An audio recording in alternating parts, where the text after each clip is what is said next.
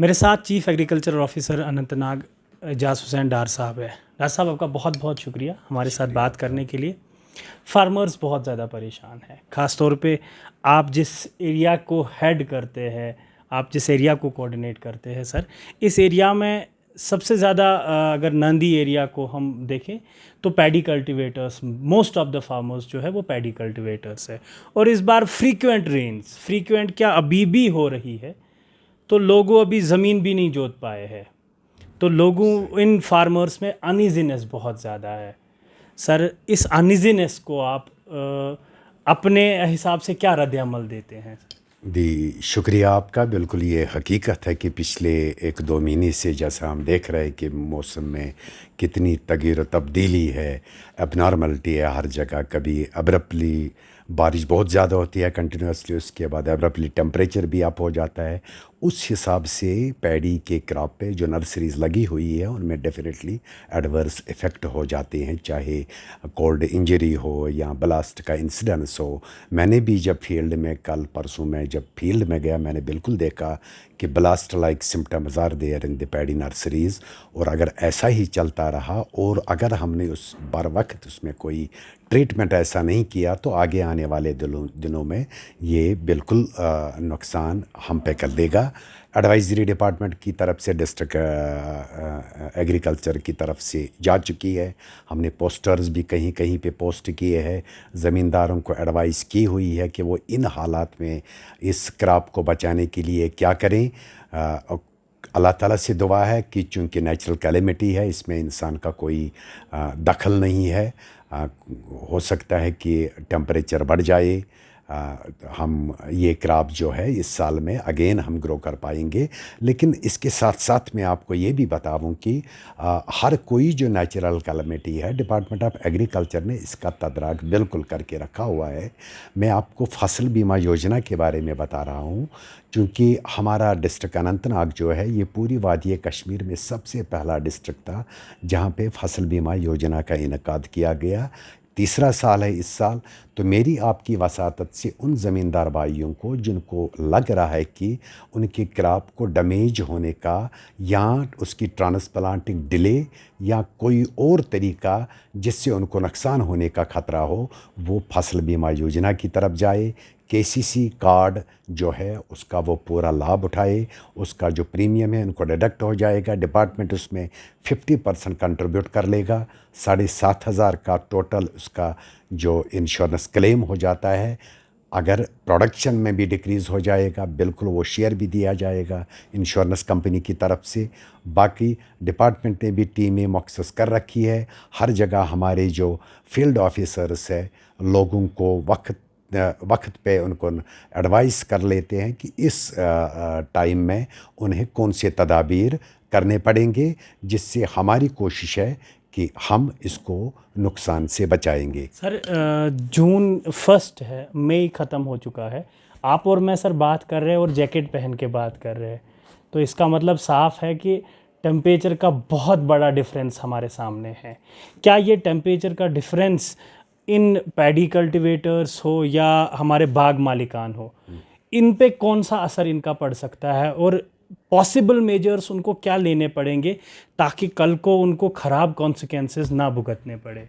देखिए, जो आप मौसम का हाल देख रहे हैं इसमें चूंकि जो फंगल अटैक सबसे ज़्यादा, चाहे हॉर्टिकल्चर का क्रॉप हो या एग्रीकल्चर का क्रॉप हो, फंगल अटैक के लिए ये ज़रूरी है कि आपको intermittent alternate rain and sunshine days जो है उसके लिए ये प्रेडिस्पोजिंग फैक्टर्स है for the growth of fungal and bacterial these disease. तो उसके लिए ज़रूरी है कि ज़मींदार अपने कोई भी ऑपरेशन ज़मीन में करने से पहले वो वेदर अलर्ट देखे, उसी तरह जाए क्या कोई भी ऑपरेशन करने के लिए जब उसको ये मालूम हो कि कल या आगे आने वाले 2 घंटे या 3 घंटे में क्या होने जा रहा है। क्योंकि वक्त के साथ साथ ये नेचुरल कैलेमिटी जैसे मैंने बोला है, हमें भी अपने आप को चेंज करना पड़ेगा। फॉर एग्ज़ाम्पल मैं बिल्कुल मानता हूँ कि कुछ ऐसे भी एरियाज़ है, जिस तरह आपने अपने इलाके का जिक्र किया है, वो वाटर लॉगड बन जाता है थोड़ी सी रेन के साथ, और ट्रैक्टर का फार्म मशीनरी का इस टाइम पे फील्ड में जाना काफ़ी दुश्वार लगता है, जिसमें मौसम खुशक होने के बावजूद भी हम कोई ऑपरेशन जो एग्रीकल्चर का वो नहीं कर पाएंगे 2-3 दिन तक। तो उस तरफ से हमें भी थोड़ा बहुत अपने आप को भी चेंज करना पड़ेगा। जो इस बिज़नेस से वाबस्ता है, हमारी भी कोशिश रहेगी, आम लोगों की भी कोशिश रहेगी कि वो इनमें वो इम्प्लीमेंट्स अटैच करे अपनी फार्म मशीनरी के साथ, जो पानी में भी ऑपरेट कर सकते थे। अभी मैं एक आरवनी जोन में एक जगह पे कहीं था, तो मैं देख रहा था कि प्लोइंग हो रही थी एक ट्रैक्टर से। तो जस्ट अगर ऐसी इन्वेस्टमेंट की जाए, लेकिन चूंकि ज़मींदार अपनी जेब में से उतना इन्वेस्टमेंट नहीं कर सकता है, क्योंकि हमारी लैंड जो है वो बिल्कुल फ्रैगमेंटेड है, 2 से 3 कनाल तक है, उतनी ज़्यादा इन्वेस्टमेंट नहीं कर सकता है। लेकिन जो फार्म मशीनरी से मुंसलिक लोग हैं, जो इस कारोबार से मुंसलिक लोग हैं, उन्हें ऐसी चीज़ें रखनी चाहिए ताकि लोग ऐसे वक्तों में परेशान ना हो जाए। एजाज साहब, खैर आपके आपके साथ कोई और बहुत लंबी इंटरेक्शन करेंगे, लेकिन लास्ट में जानना चाहूँगा कि अगर फार्मर्स को कोई दिक्कत हो रिगार्डिंग जो अभी कल्टीवेशन कर रहे हैं, वो पैडी सोइंग सीज़न है, पैडी पनीरी लगाने का टाइम है, क्या डिपार्टमेंट ऑफ एग्रीकल्चर की तरफ से कोई सपोर्ट सिस्टम है, ग्रीवियंस सेल है, जिससे वो इमीडिएटली कॉल के थ्रू, मेल के थ्रू या खुद फिज़िकली आके मिल सकते हैं? मैं जानना चाहूँगा क्या ऐसा कोई सपोर्ट सिस्टम है इन किसान भाइयों के लिए? देखिए, पहले डिस्ट्रिक्ट एडमिनिस्ट्रेशन की जानिब से हमारी आसाइश एप्लीकेशन यहाँ पे है, वो बिल्कुल ग्रीवियंस रख सकते हैं, विद इन नो टाइम वो हमारे पास पहुँच जाएगी। उसके अलावा जो हमारा स्टाफ है वो जोन्स में है, एग्रीकल्चर एक्सटेंशन ऑफिसर्स है वहाँ पे, पंचायत लेवल पे हमारा एक एग्रीकल्चर एक्सटेंशन असिस्टेंट्स है। उन्हें कुछ व्हाट्सएप ग्रुप्स भी बना रखे हैं अपनी जोन्स में, पंचायत में। आजकल हमारा हर किसी पंचायत में किसान संपर्क अभियान मंडे, ट्यूसडे एंड वेडनेसडे को चलता रहता है। अगर कहीं पे भी ऐसी कोई मसला हो तो वो बिल्कुल फ़ोन पे कर सकते हैं, या मैं अपने ऑफिस का नंबर भी दे सकता हूँ, मैंने शेयर भी किया हुआ है। हमारा फेसबुक पेज भी एक है जो एक्सेस कर सकता है, ज़मींदार अपने कमेंट्स में लिख सकता है कि उन्हें किस चीज़ की ज़रूरत है, कौन से मशवरे की ज़रूरत है, या मेरे ऑफिस से डायरेक्टली कर सकते हैं 01932223201। इस पर भी वो कॉल कर सकती हैं। कभी भी हम बिल्कुल बैठे हैं ज़मींदारों की मदद के लिए। इंशाल्लाह हम शाना बशाना उनके साथ खड़े हैं। Thank you so much Ejaz sahab, ये बात करने के लिए और किसान भाइयों के लिए खड़े होने के लिए।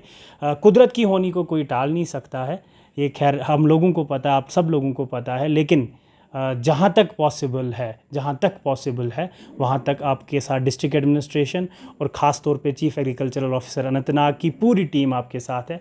आपको कोई भी सपोर्ट चाहिए, किसी भी क्वेरी के रिलेटेड, आपकी कल्टीवेशन के रिलेटेड, आपकी फील्ड के रिलेटेड, सीड्स के रिलेटेड, कोई भी आपको प्रॉब्लम है, तो चीफ़ एग्रीकल्चर ऑफिसर का ऑफिस जो है ऑलवेज़ आपकी खिदमत में खड़ा रहेगा। तत्पर पे है सारे ऑफिसर्स, आप जब चाहे ऑफिस विज़िट कर सकते हो, कांटेक्ट कर सकते हो, सोशल मीडिया पे इनके साथ कांटेक्ट कर सकते हो। आपको इमीडिएट सपोर्ट जो है चीफ़ एग्रीकल्चर ऑफिसर जो है खुद आपको इमीडिएट सपोर्ट प्रोवाइड करेंगे। बाकी कोई भी अन्य जो आपके साथ मुद्दा, जो आपको मुसीबतें जो है वो पेश आ रही है, कोशिश हम भी करेंगे कि वो परेशानी कंसर्न डिपार्टमेंट तक पहुंचाए ताकि उनका redressal as early as possible हो जाए।